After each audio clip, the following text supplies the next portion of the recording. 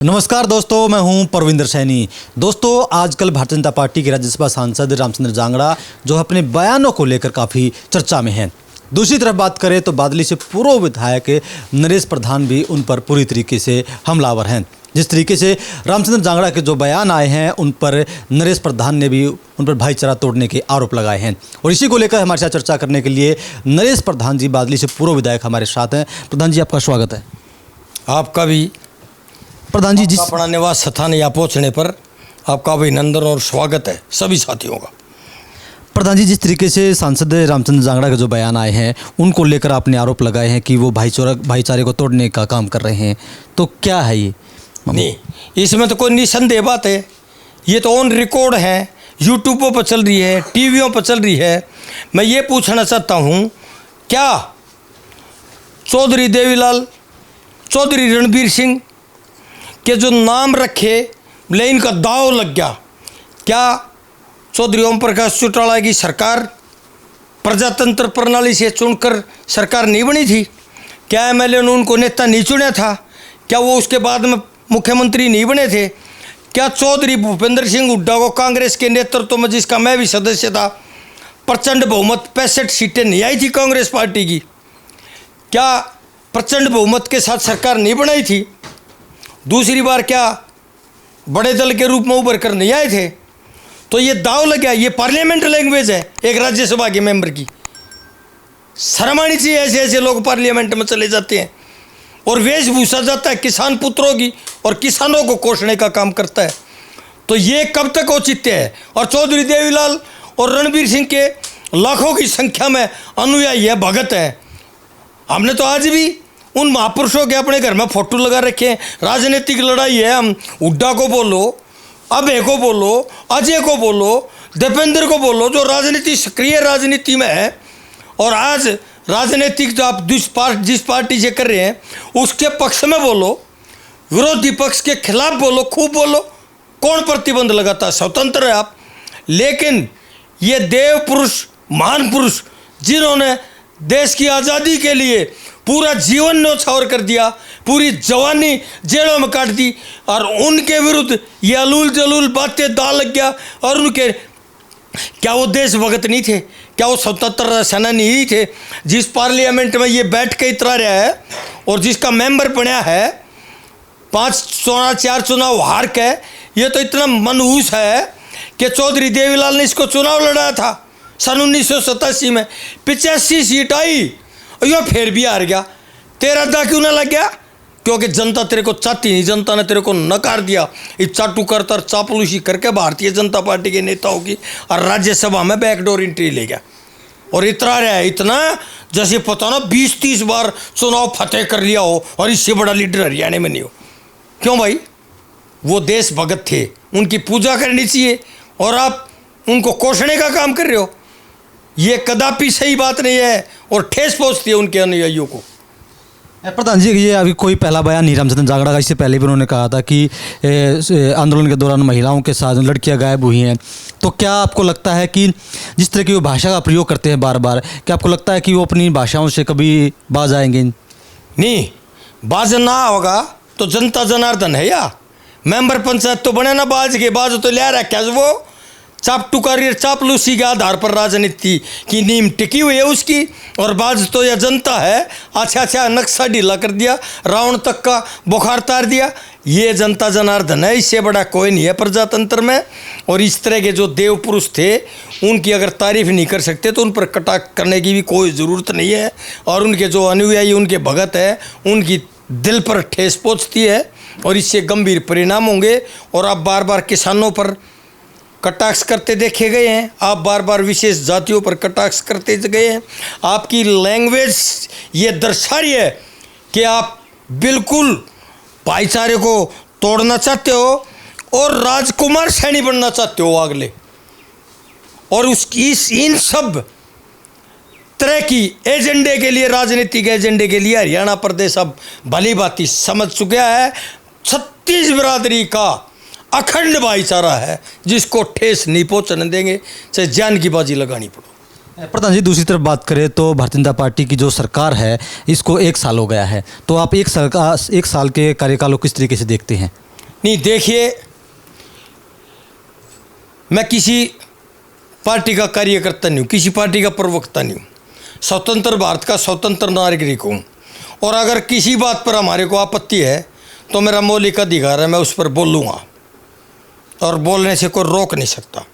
1 साल का जो कार्यकाल है, अगर मुख्यमंत्री का रिपोर्ट, मैं दोगला तो हूँ नहीं कांग्रेसियों की तरह, कांग्रेस पार्टी का एक एमएलए इंटरव्यू देता है लाल टी शर्ट पहन कर, और वो कहता है कि मैं भाजपा की सरकार को बधाई देता हूँ, तो इसका मतलब अच्छे काम करे।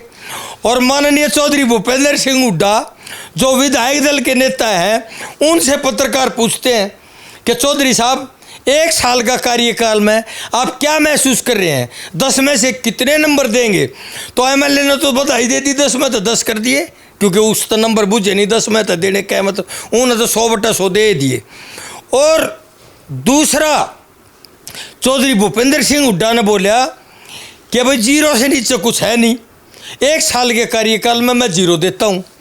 तो अब एमएलए की बात सही है या चौधरी भूपेंद्र सिंह हुड्डा की बात सही है? ये अब कांग्रेस वाले जवाब दी, मैं क्या जवाब दूँ? कहता अपने बिगड़े बोल सुधारो अपने लीडर के, और ना तो जवाब दे तो जनता के बीच में होएगी, आज नहीं तो कल ये बात तो उठेंगी। तो अभी एक पत्रकार साथी ने कहा था भाई कांग्रेस विपक्ष की भूमिका निभा रही है, कांग्रेस एक दूसरे को अपनी ही पार्टी में आपस में लड़ रही है, एक दूसरे को नीचा दिखाने के लिए, छोटा लीडर साबित करने के लिए, और दूसरे ग्रुप अपने आप को बड़ा लीडर साबित करने के लिए गृह युद्ध से पीड़ित है कांग्रेस पार्टी, और इसमें कांग्रेस पार्टी का कदे भला नहीं होगा। और जो सिलेक्शन हो रहे हैं वो भी निराधार हो रहे हैं, वो जनाधार आधारहीन लोग हैं। हाँ, हम उनके पक्ष में हो या विपक्ष में हो, जो कांग्रेस पार्टी आ रही है वो लोग चौधरी भूपेंद्र सिंह हुड्डा को दोष दे रहे हैं। मैं रूट लेवल का कार्यकर्ता हूँ, मेरे भाइयों की मेहरबानी से विधानसभा में पहुँचा, गरीब आदमी था, सब मेरे भाई 36 बरादरी और मेरे बादली विधानसभा और मेरी गुड़िया खाप, जो एक महान खाप है जिसका वजूद है हिंदुस्तान में, उनके आशीर्वाद से मैं विधानसभा में पहुंचा। मैं ये बात दावे के साथ कह सकता हूं कि कांग्रेस पार्टी के बहुत सारे नेताओं की भूमिका कांग्रेस को हरियाणा में, अकेले भूपेंद्र सिंह हुड्डा दोषी नहीं है। क्यों बैठे थे वो मुकद्दर को कहा कांग्रेस हार रही थी तो टूट के क्यों नहीं पड़े, जन समाज जन संपर्क क्यों नहीं किया, वोट क्यों नहीं मांगे, घरों में छुप के क्यों बैठ गए? कांग्रेस के तमाम नेता कहाँ थे? क्यों नहीं प्रचार प्रसार किया, क्यों नहीं जनता को फेस किया? आरोप लगाना, सच्चाई सिद्ध करना बहुत कठिन बात है, आरोप लगाना आसान बात है। प्रधान जी, आपकी पिछले दिनों मुलाकात भी हुई थी भूपेंद्र सिंह हुड्डा से, तो क्या अब आप दोबारा से कांग्रेस के अंदर राह देख रहे हैं, अपनी जाने के लिए एंट्री करने की कोशिश कर रहे हैं? मैं तो अपने भाइया कहने देखूँ, कदे मेरी पीठ पर हाथ धरे और कदनों को चुनाव लड़ आगे बढ़े। जब वे खड़े होकर चलेंगे तो मेरे गोडे चलेंगे ना, मेरे तो टूटे इधरे भाई, मन न पार्टी पूटिया भरोसा कोने, मन न अपने भाईचारे भरोसा, वे कहेंगे तो ठीक से, ना तो भाई जिसी बनेगी उसी अपने भाईचारे की सेवा में लगे रहे। हाँ, जरा याद करेंगे दुख सुख बांट लिया। यह राजनीति बढ़िया है भाई साहब, और फुल आशीर्वाद मिल रहा है भाईचारे का, जन जन का, एक एक भाई मेहरबान है, और अपने माँ जाए भाइयों तर सगे संबंधियों से ज़्यादा प्यार देते हैं मेरे को। आपने नायब सैनी की तारीफ की है, तो क्या बीजेपी की तरफ ही रुझान आपका? नायब सैनी सबसे ज़्यादा जनसंपर्क करता है। मैं 3 बार उनकी कोठी पे गया हूँ। एक बार मेरी एक मंच पे काज का प्रोग्राम था, सामाजिक प्रोग्राम था, किसी पार्टी का नहीं था, वहाँ मुलाकात हुई थी। सौहार्दपूर्ण नेचर है उनका, नरम स्वभाव का आदमी है, गरीब आदमी से विशेषकर उसकी बात सुनता है और उस पर गौर करता है, उसकी मदद करने के प्रयास करता है। तो मैं ये कह रहा हूँ, मुख्यमंत्री व्यक्तिगत आधार पर बढ़िया आदमी है। बीजेपी के जो ये आए दिन भौचाल, कोई बीजेपी ने भी कांग्रेस बनाने के चक्कर में कई बूढ़े ठेरे उल्टे सुलटे बोल जाए, दूसरे दिन तारीफ दाब ला कर जब तारीफ करते हैं, तो क्या वजूद है उनका? क्या राजनीति, कौन सी राजनीति कर रहे हैं वे? और मैं ये भी बताना चाहता हूँ कि ये जो टीम है ना बीजेपी की, एक तो उसको बेचारे को काम करने में बाधा बन रहे हैं। ये उनने सुलझाओ, उनके आर्या ने सुलझाओ कि जनता की सेवा करे। बाकी व्यक्तिगत आधार पर मैं मुख्यमंत्री के भी आधार पर नहीं, 3 बार मिले हूँ, मेरा अपना ये अनुभव है कि मुख्यमंत्री अनथक प्रयास कर रहा है इस प्रदेश का भला करने के लिए, गरीब से गरीब आदमी तक सरकार की योजनाओं का लाभ पहुंचाने के लिए, और हर आदमी की बिल्कुल एक नॉर्मल भाव से आम आदमी की तरह समस्या सुनकर और निपटारा करने के प्रयास करते हुए मैंने को उसको अपनी आंखों से देखा। बीजेपी की मैं तारीफ नहीं कर रहा, मैं व्यक्ति विशेष की बात कर रहा हूँ, मुख्यमंत्री की। बीजेपी जमानत धोई थी थोड़े दिन पहले, वो हिमाचल कांड हुआ जब नहीं धोई थी, हैं इसी पोच दी थी, सांस भी ना कटेगी, जवाब बनाया और जवाब आते हैं ना मेरे तो भाई। प्रधान जी, बादली से आप आते हैं, बादली में आपने 2 बार चुनाव जीता और अब 2 बार से जो है कुलदीप वत्स जो है कब्जा जमाए हुए हैं, तो क्या आपको लगता है कि जो कुलदीप वत्स की जो भाषा है कि वो कांग्रेस पार्टी को छोड़ सकते हैं, या आपको ऐसा लगता है कि वो सिर्फ दोनों पार्टियों तालमेल मिलाकर चल रहे हैं आगे? पार्टी छोड़ आ जा, पहले मैं यूँ बूझना चाहूँ, जो वोट बेची थी वह किसकी थी? किस कांग्रेस में जो वोट बेची थी वह किसकी थी? बार बार प्रेस कॉन्फ्रेंस कर रहे थे झज्जर के नेता, बताओ ना कहाँ गई वो कार्यकारिणी, जांच आयोग कहाँ गए? क्या परिणाम आया? किसने बेची वोट? बड़ो गंगा जी में हम भी बढ़ाएंगे अपनी आस औलाद ने ले गए। विनोद शर्मा के छोरे की वोट किसने घेरी? और दिल्ली से गायब कौन होया? और 1.5 घंटा बाद अकेला गाड़ी में कौन पहुंचा? ले जवाब, पत्रकार हो आप, आपको जनता को सच्चाई से रूबरू करना और खबरों को खोज कर निकालने से समुद्र में गोता मार के काटने पड़ा, आपका भी दायित्व है। और सिद्ध कर दूंगा मैं वोट किसने बेची, आने दो टाइम। और बूझो, कड़वे सवाल बूझो आप। ये बताइए कि क्या जिस तरीके से हमने जब कुलदीप वत्स से बात हुई है, तो क्या कोई आप लोगों की आपसी मनमुटाव है? क्योंकि आप लोग अक्सर जो है कुलदीप वत्स के खिलाफ कड़वे जो हैं सवाल पूछते हैं, उनसे जवाब देते हैं। मैं को सिद्ध करना आता है, सुनो आप। एक ब्राह्मण एमएलए था रोहतक पार्लियामेंट क्षेत्र में, और मैंने कुलदीप वत्स ने थोड़ी बनाई ब्राह्मणों की सीट। मेरे से पहले जो सम्मानित ब्राह्मण समाज के मेरे पूजनीय आदरणीय जो भी भाई टिकट लेकर आए, उनका अच्छा प्रदर्शन नहीं हुआ, जमानत जब्त हुई और थोड़े वोट आए। चलो समय की पुकार थी, समय की बात है। जब मैंने कांग्रेस पार्टी के टिकट पर चुनाव लड़ा, तो मैं जीतने की स्थिति में गया। कांग्रेस पार्टियों पर झूठे मुकदमे बनाए गए, लाठीचार्ज की गई, मेरे पर लाठीचार्ज करी गई। आधा किलोमीटर तो मेरे को रोड पर पकड़ के पुलिस घसीट कर ले गई है, जुलूस निकाला, ऊपर से लठ मार रहे थे, और मैं 3 दिन में उसमें आया था, इतनी चोटें लगी थी मेरे को, हॉस्पिटल कोई ओट नहीं रहा था। और फिर मुकदमे बना दिए। मुकदमे क्या बनाए? तो कांग्रेस पार्टी के विधानसभा के उम्मीदवार, कांग्रेस पार्टी का, राष्ट्रीय पार्टी का टिकट लेना बहुत बड़ी बात होती है, उनके ऊपर डकैती के मुकदमे बना दिए। माँ भी कौन सा बैंक लूटा? जब पुलिस पकड़ के लेगी, मगा जी डकैती कौन से बैंक में मारी हमने? कौन सा खजाना लूटा? कौन सी फैक्ट्री में कारखाने का कैश लूटा? कहाँ डकैती मारी? बोले कारखाना तेरी बैंक का तो तम कौन दान दे था। मैं फिर के लूट लिया हमने? नू लिया तो हमने अमरुदा ही रेडी लूट ली, अमरुदा ही रेडी लूट लगा, मुकदमा बना दिया डकैती का। तो मैं ये पूछना चाहता हूँ कि निर्दलीय जीत गए और मेरे 36 बिरादरी ने साथ दिया, और उन्होंने ये तय कर दिया बादली विधानसभा और गुड़िया खाप के भाइयों ने कि भी ब्राह्मण समाज का भी एक प्रतिनिधि होना चाहिए। और वो टिकट पक्की जब निर्दलीय जीत गया तो दोबारा भी मैं ले आया, दोबारा भी जीत गया। तीसरी बार यो तय होया और मन्नत गऊ की पूछ नहीं पकड़ी, उन गऊ की पूछ पकड़ी पास और गांव में कि अभी किसी ब्राह्मण को टिकट मिल गया और कभी भी किसी भी पार्टी से, तो मैं चुनाव नहीं लड़ूंगा।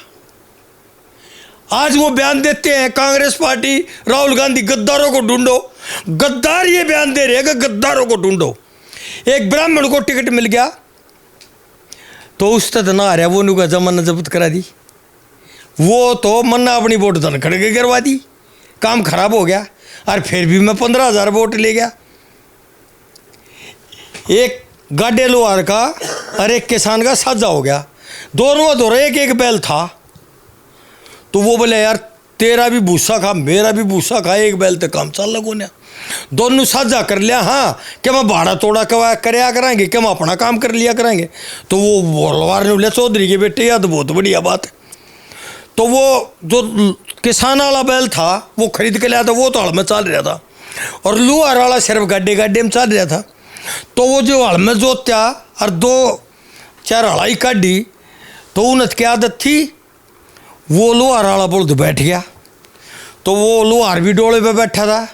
वो किसान भाई ने बोले ओ लोहार आनुले चौधरी के है नुबले यो तेरा बोल बस गया बैठ गया, नुले तेरा जा लिया लोर। तो यो जीत गया था। जब ब्राह्मण ने टिकट मिल रहा था, गद्दार कौन ब्राह्मण के खिलाफ निर्दलीय चुनाव लड़े, कौन है गद्दार, मैं हूं गद्दार। मन तो टिकट मिल रही थी, इन लोगों की टिकट वितरण कमेटी का चेयरमैन था, सदस्य था मैं, मन तो ना लड़िया। तो क्या आपने हारने का काम कर सकता था, जीतने का काम नहीं कर सकता था, मैं क्यों बदनाम मिलूं। अब सुनो, गद्दार वो है जिसने राज्यसभा में वोट बेची, कांग्रेस पार्टी को उस आदमी की गर्दन पकड़ के जनता के रूबरू करो, कौन है वो आदमी।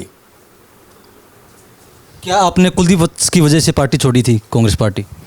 ना, मैं अनदेखी का शिकार था। इतनी तगड़ी चमचागिरी, चाटुकारिता और झूठ साचर फरेब मैं नहीं कर सकता था, इसलिए मैं अपने आप को सिक्योर नहीं समझ रहा था, इसलिए मैंने अपनी मर्जी से पार्टी छोड़ी। यो कौन होता है, यो तो स्कूल में पढ़ रहा था जब तक मैं लीडर था, 10वीं में कंपार्टमेंट आ रहा था जब भी लीडर था मैं तो, है फर्जी काम, फर्जी सनद, फर्जी कागज, फर्जी चुनाव आयोग को शपथ पत्र देना, ये काम हमारे थोड़ी है। प्रधान जी 2014 की जब चुनाव की बात करते हैं तो जिस वक्त कुलदीप जो वत्स जो निर्दलीय चुनाव मैदान उतरे थे, तो लेकिन कहते लोग ये हैं कि भूपेंद्र सिंह हुड्डा ने जो वोट हैं अपने समर्थकों से कुलदीप वत्स के में को डलवाने के लिए कहा था, तो क्या ये सच्चाई है ये? हाँ 100% सच्चाई है ये। कहा था नहीं, फोन भी करे थे, मैंने रिकॉर्डिंग खुद अपने कानों से भी सुनी है, और यही था नाराजगी का कारण। नहीं तो मैं चौधरी भूपेंद्र सिंह हुड्डा का ऐसा भगत था, मैं शो नहीं कर सकता था, मैं चमचागिरी चापलूसी दिल में रखता था कि भाई यो मेरा भाई और मैं इसका भाई। अरे क्या नाम से बुरे टाइम में अगर साथ दिया, 97 में था चतरे पहलवान, उसने भी चौधरी भूपेंद्र सिंह हुड्डा का सिर तोड़ भाई साहब हजारों गाड़ी लेके गया और रैली जलसों में। और मैं ये सही बात है कि आर्थिक स्थिति मेरी कमज़ोर थी, उससे कम लेके जाता था, लेकिन दोनों ने हमने चौधरी भूपेंद्र सिंह हुड्डा को मजबूत करने में कोई कोर कसर नहीं छोड़ी। फिर समय की पुकार थी, टिकट उसको मिल गया, पहले मेरे को मिल रहा था पूरे टाइम, मैंने चुनाव लड़ लिया, भाग जोर मार के भैया ने मेहरबान कर दी, मैं जीत गया। नहीं तो चतर सिंह पहलवान स्वर्ग में है, उसने भूपेंद्र सिंह हुड्डा के लिए सब कुछ दाव पर लगा दिया, इतना त्याग और बलिदान करे उस आदमी ने, इतनी मदद करी है, पैरों में जूती नहीं गाली, हुड्डा हुड्डा हुड्डा हुड्डा। हाँ वो आया था 97 में, 96 के चुनाव में हमारे चाचा पंडित ईश्वर सिंह को बादली विधानसभा से टिकट मिला था, और पार्लियामेंट का और विधानसभा का चुनाव साथ था, और चतर सिंह मेरे चाचा के साथ था खुल्लम खुल्ला। और महाराज चाचा ये कह रहा था ऊपरली देवीलाल की घेर दो और तरली मेरी घेर दो, मैं जीतू, ये देर पाल रहा थी, हुड्डा की नहीं मांग रहा था, इसलिए हमारा बिगाड़ हुआ। और फिर मैंने न्यारा कार्यालय खोलिया, और नदानी ला लो चाहे बेकूफ़ी ला लो चाहे अज्ञानता लगा लो, बादली अपने आदमी भेज के वो हंगामा करा दिया, वो दफ्तर भी बंद करवा दिया, पेड़ पर दफ्तर ने उठा कर ले गया था। ये हमारी गलती लगा लो चाहे कुछ भी हुआ है, तो हम स्वीकार करने के लिए भी तैयार हैं, हमने भी गलतियाँ तो हमने भी कर रखी, पर हम मान लिया। प्रधान जी 2029 के चुनाव होंगे तो आप गद्दार बुझो थे, गद्दार वो हैं जो अपने समाज का हाजिर MLA उसके खिलाफ चुनाव लड़ा है, हाँ वो भी इंडिपेंडेंट, टिकट आ जाता कि समझौता हुआ था, अजी ने टिकट में लगा वो लड़ेगा, एक दूसरे की मदद कराएंगे, ईमान दीन ईमान धर्म उठे थे। और गद्दार वो है क्या जो चंद रुपए के लिए राज्यसभा में कांग्रेस पार्टी को नीचा देखा और अपनी वोट को बेच दे, हैं? जवाब है क्या? गद्दार वो नहीं है क्या बादली विधानसभा के लोगों के, किसानों का शोषण हो रहा है, किसानों की जमीनें लूट ली गई है, और हल्के ने संभाला नहीं। और रिलायंस के दफ्तर में बैठ के और शांत करके उल्टे चले जा, लूट खसूट में लगे रहे रात और दिन। गद्दार कौन है ये जनता तय करेगी। ये तो राजाओ था उड्डा गिरदे बंदर के नाम पे मिलेगी वोट। आगे क्या होगा, तेरा क्या होगा रे कालिया। प्रधान जी चलो 2029 की बात करें तो 2029 में चुनाव होने हैं, तो आप किस पार्टी की तरफ अरे जाएंगे? मैं जिस दिन फार्म भर दूंगा ना, जिस दिन मैं फार्म भर के गेट पाऊंगा, स्कूल दिवस हार चुका होगा, गारंटी है या भाई। अब मन भी अपना भरोसा है।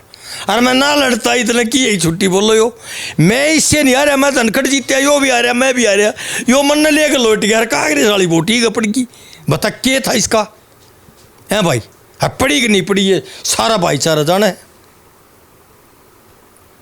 और बताओ 2029 की तैयारी कर रहे हैं आप चुनाव की? मेरी तैयारी तो मेरे भाईचारा करे अगर है। मैं न्यू कहने लग रहा 24 घंटे लंगर बांधे रहूँ उसमें मैं। एक वो गुड़िया खाबर नहीं कोई चल जमू रहे है आगे बढ़, जब बस छुट्टी बोल कर कूद जाऊँ आदमी के ऊपर के। प्रधान जी किस पार्टी में जाना पसंद करें आप? Congress, BJP, NLO, JJP? देखो भाई साहब, घनी लाला लीरी और बात चोपड़न में भी कोई फायदा ना होता। तो पैतृक पार्टी तो हमारी थी कांग्रेस। उसमें हालात कह लो या मेरी भूल चूक गलती ला लो या मेरे लीडरों की ला लो। परंपरागत पार्टी, पुश्तैनी पार्टी, पैतृक पार्टी हमारी कांग्रेस थी। वही मैं मजबूरी ला ले से बेवकूफ़ी ला ले, हमने घर बैठे हूँ। सच्चाई है कि हमारी पार्टी कांग्रेस थी। हाँ, भाई धीरपाल के नाते 10-12 साल तक वो भाई मेरा भाई था, चचाताऊ के भाई हम, और भला आदमी था, बहुत भला आदमी था। तो हमारी खाप भी पूरी साथ रहा करती, हम के 36 बरादरी और उसने चाहा करती। और उसके साथ मैंने 10-12 साल कार्यकर्ता के रूप में चौधरी देवीलाल, तकबीर, ये वीर रवि की शादी हुई थी तो रणजीत सिंह ने उत्तर देगा था।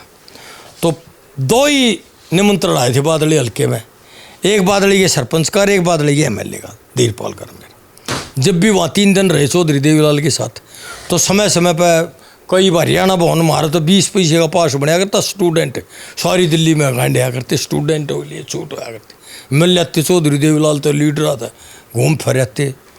तो हम तो दिल्ली बॉर्डर पर हो गए, दिल्ली में बड़े रहे हमारा तो भाईचारा। तो कांग्रेस में संभावना ज़्यादा आप देखते हैं? संभावना पर आधारित नहीं हूँ, मैंने 100 का तोड़ बता दिया। मैं आधारित हूँ अपने भाईचारे पर, अपनी खाप पर, अपने हल्के के सम्मानित मतदाता हूँ। वे जैनू कहेंगे ना के कुएं में डाक मार जा, गम दड़ी मारूंगा, एक मीच को मार दूंगा, खुली है तो ना मारी जाएगी। तो उन पर आधारित, जो वे कहेंगे वो करूँ। तो चलिए दोस्तों, कहीं ना कहीं तस्वीर जो है पूरी तरीके से साफ है। और जिस तरीके से नरेश प्रधान ने ताबड़तोड़ हमले भी किए हैं आज रामचंद्र जांगड़ा पर सांसद पर, दूसरी तरफ उन्होंने ये भी कहा है कि जो भी जनता फैसला लेगी, जिस तरीके से जनता जो भी आदेश करेगी वो उस पर खरा उतरेंगे। प्रधान जी, हमसे बातचीत करने के लिए आपका बहुत बहुत धन्यवाद। आप सबका और तमाम के तमाम जितने भी भाई आपके चैनल को देख रहे हैं, सबको हाथ जोड़कर नमस्कार।